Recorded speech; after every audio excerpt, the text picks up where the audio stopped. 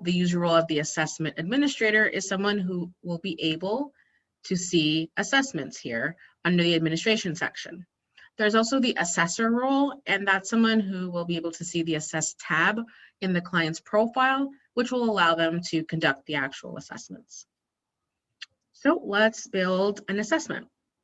First, I just wanted to acknowledge that I am logged in under the network. This will allow me to make sure that other agencies conduct the assessment. If I was logged into an agency, that assessment would be locked to the agency alone. So it wouldn't be able to be shared across others. So just recommending that if you're an administrator, create your assessments at the network level. Even if you intend it to be for one organization, it makes it a lot easier if you end up wanting to share it with others. So administration and assessments. We'll start first with creating a new assessment. To create a new assessment, type in the name of the assessment. You'll then want a prompt. A prompt is the text or question that will be shown to the user in order to relate to the client asking them to take an assessment.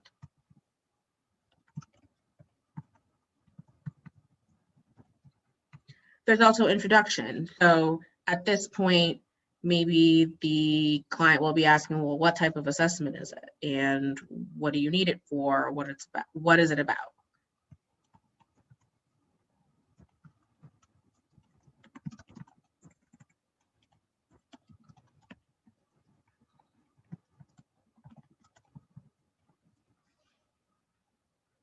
To finish configuring the setup, you'll also want to decide a couple settings.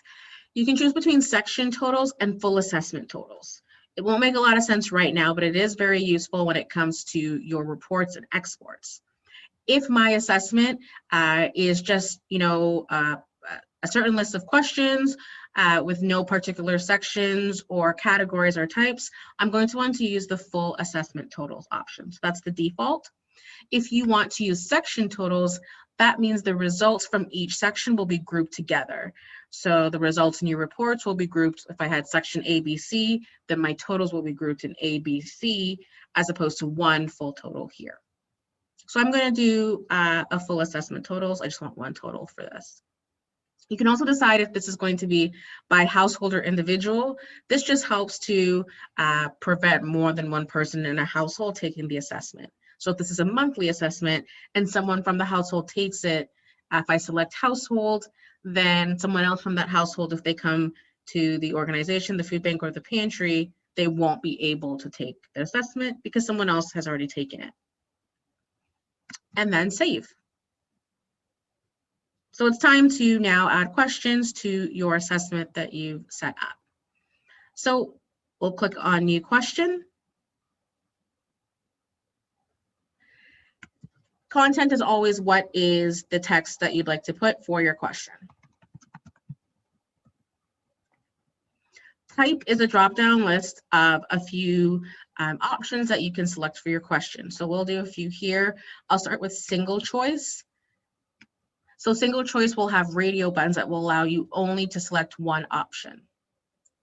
So just so I remember, this is a single choice question.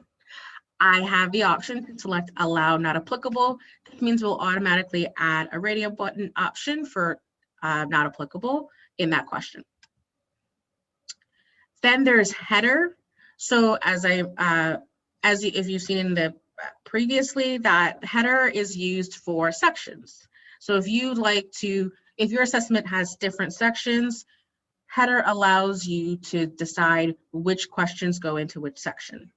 I don't have any headers because I'm just doing a full assessment, so I don't need to separate them. And then we have options here. So you know that there's values and labels. Value will always appear in reports and exports.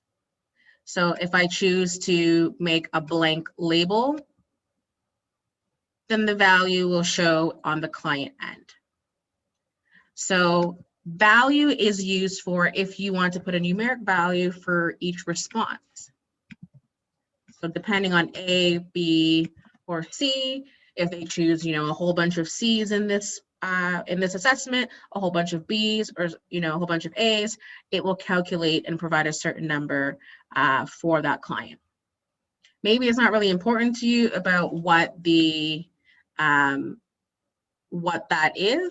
In that case, you can just make it consistent. You can put whatever number you'd like in the value section, since you're really just focused on the labels.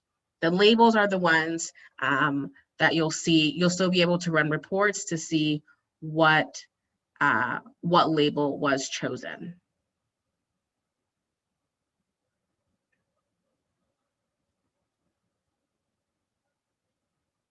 So I will save my changes here. And then let's add another one.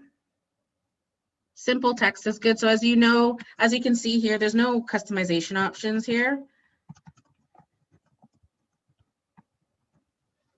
This will just, in the system, show a text box, which will allow you to write the answer based on the question that you've asked. So that's just it, simple text question.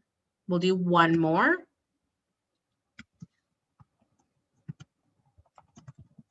So other questions also include multiple choice. So I can do another list of options, but then the client can select more than one that applies to them.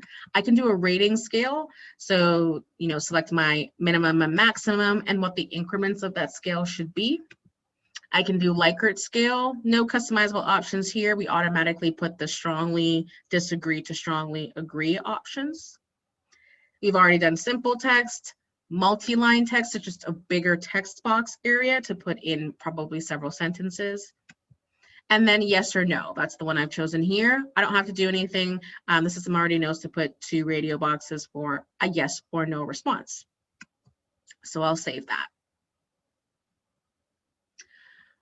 Well, here are my 3 questions. This is my assessment, but I accidentally put them in the wrong order. In order to reorder your assessment, you'll want to click on the reorder button. You'll see that there are 3 gray lines to the left of each question. Click and hold on the gray lines, and then you'll be able to slide your mouse up and down to move the order of these questions. Once you're satisfied with the order, press save, and now my questions have been reordered. So that's it. I have created my assessment. It's built.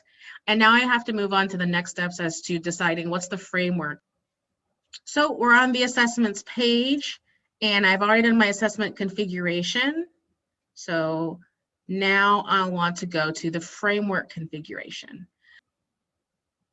So we'll create a new framework. So framework is what the frequency of assessment should be. So in this case, should there be, you have a checkbox for if it should be unlimited or not, or you can set what the sequences should be. So if it was unlimited, then I just need to set how many days between assessments should there be. So I at least want 14 days between assessments. However period of time that I run this assessment for, I want there to be at least 14 days between them. So I'll save my changes for that. We can create another one. What if I don't want unlimited ones? So if I uncheck it, I can be a bit more specific. So how many assessments do I want in this for this one? So how many should the client be taking? Maybe let's do 6. So if I do 6, then the system's going to ask, well, between the first and the second one, how many days should there be? Second and third, third and fourth, fourth and fifth, fifth and sixth. So in this case, it just helps to spread out and making sure the frequency of when a client is taking the assessment, if there are certain rules set in place between the days that should pass between them, you can specify that. But also, again, unlimited is an option where I just need to make sure that between each one, that's the same. So between each one, it should be the same 30 days, period. So I'll cancel that. I've already created one. See some options here already on the test site. And I'll return to Assessment Manager. So I've done my configuration. I've set up my 14-day assessments. And now for the last step, I need to set up a assessment run configuration. So this means I need to schedule when are these assessments going to be displayed and available for clients to take. So I'll click on new run. Got to look for my assessment in the list here. So here's mine. And then what's my framework? So I did the 14-day ones. I just need them to take them 14 days apart. There are some other customizable options here. So should the period be extended? So based on what the start and end date are, should the assessment period allow to be extended? So how many days should it be extended for? So for example, should the person be able to go over the 14 or 15 or 16-day period? And how many days over should they be able to go? So am I allowed to go maybe 5 days after? And then how many extensions are allowed, meaning how many times is a client allowed to go beyond the 14 days? Like how many times is this period allowed to be extended for? So maybe just once, and then we have to really reiterate to the client, like these need to be on a consistent basis. So in this case, I don't really need those details, that's fine. And then there's allow early submission. So should it be every 14 days or is there the ability to have early submission? So keep in mind, if you do want them to be, in my case, it's 14 days, which is only 2 weeks, not a very long period of time. So if I allow early submission, that means I can have them take it, and let's say I put 4 days for early submission, that means they could take it today and they don't have to wait for a whole 14 days to take it again. They could take it 10 days. And that could possibly, depending on your assessment, really affect the results that you get if you're not waiting a certain amount of days consistently between assessments. So I don't want early submission. Should the assessment be allowed to be canceled? So let's take another example for right now. It's mid-May. So someone takes one today. I need them to take one at the end of May and then in mid-June. So if someone misses the one in mid-May, if someone misses their next one, their second one at the end of May, should that just be canceled? If they don't come until mid-June, should they just do the one scheduled for mid-June? Or do you still want them to do the one that they're super late for that's at the end of May? So yes or no, should you be allowed to just cancel the one that they weren't there for and continue moving on? And then you have your start and end date. So I want to start today and I want to end at the end of the month. Well, it's 14 days, so we'll go a few months. There's also no end date as well. So just no, not ending period. And for the following organizations. So see, these are the organizations that are in my network, and then I can select which ones, or even all of them, should be able to see this assessment in their in the system. Keep in mind that a user does have to have access to the assessor role in order to see the assess tab anyway. So even though I select this and I will start my assessment and configuration and it will start to run, only users who actually have access to the assess tab will be able to see that. So I'll click on save. And I've set up my assessment run.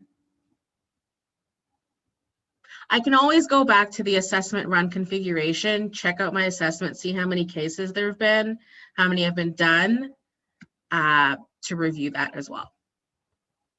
So now we want to see how the assessment looks on the front end when the user conducts the assessment. We'll go to a client's profile. We'll click on the Assess tab. And we're going to click on New Assessment. So in my case, there are a bunch that already are available and in progress, but I want to go to the one I've created, Steph's Assessment. So here's my prompt. Would you like to take an assessment? You can schedule it for a later date, or I want to take it now with the client.